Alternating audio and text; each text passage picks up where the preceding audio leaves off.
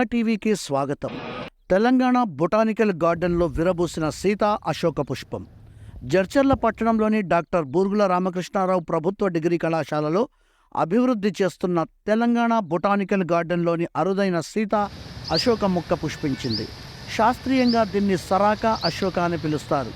ఈ చెట్టులోని ప్రతి భాగం ఔషధమేనని, దీని నుంచి అశోకారిష్టం అనే మందు తయారు చేస్తారని గార్డెన్ సమన్వయకర్త డాక్టర్ సదాశివయ్య గారు తెలియజేశారు. ఈ మొక్కలను యోగివేమన విశ్వవిద్యాలయం లీడ్ బొటానికల్ గార్డెన్ నుంచి సేకరించామని వారు తెలియజేశారు.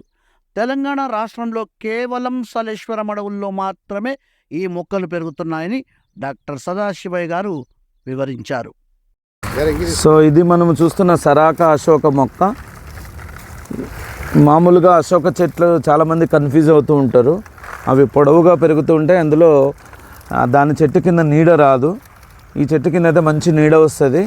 అంతేకాక ఇలాగ గుత్తులుగా రెడ్ కలర్, ఆరెంజ్ కలర్ ఉన్నటువంటి ఫ్లవర్స్ అనేటువంటివి వస్తూ ఉంటాయి. ఈ మొక్కని శాస్త్రీయంగా సరాకా అశోక అంటారు. సిసాల్పినేసి కుటుంబానికి సంబంధించింది. ఇదే మనకు అశోకవనంలో సీతాదేవిని కూర్చోబెట్టాడు రావణాసుడు అని చెప్తూ ఉంటాం.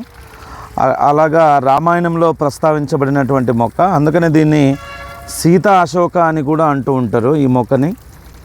సో అనేక రుగ్మతలను ఇది బాగా చేస్తుంది. ముఖ్యంగా స్త్రీ సంబంధిత వ్యాధులు ఏవైతే ఉన్నాయో వాటన్నిటిని నయం చేయడానికి ఈ మొక్కలోని కాండాలని, ఆకులను, బెరడును, అదేవిధంగా వేరును, మరీ ముఖ్యంగా కాయలను కూడా వాడుతూ ఉంటారు.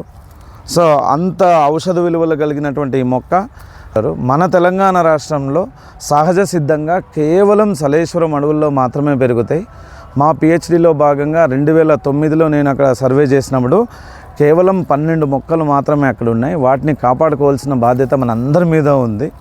సో ఎందుకంటే ఇలాంటి అరుదైన మొక్కలు మన రాష్ట్రంలో, మన అడవుల్లో ఉండడం మనందరి అదృష్టం.